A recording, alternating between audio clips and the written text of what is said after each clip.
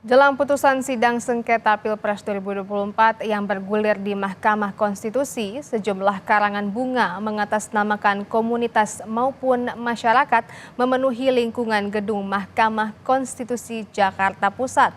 Karangan bunga berisi kalimat yang menyinggung soal gugatan hasil Pilpres 2024 berjejer di area samping gedung MK. Menurut jubir MK, karangan bunga yang berasal dari individu maupun mengatasnamakan komunitas tidak dipampang di area luar gedung MK untuk menjaga suasana kondusif dan netralitas persidangan.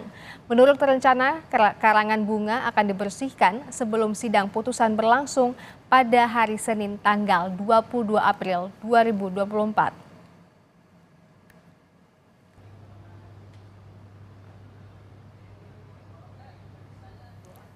Sementara itu, menanggapi isu putusan sidang bocor, Mahkamah Konstitusi menegaskan rapat pemusyawaratan hakim yang berkaitan dengan putusan sengketa Pilpres masih digelar hingga putusan dibacakan pada Senin besok.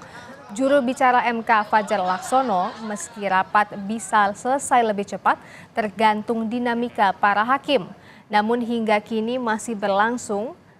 Ia pun menegaskan isu putusan sudah bocor karena tidak ada yang tahu kapan RPH selesai kecuali para hakim.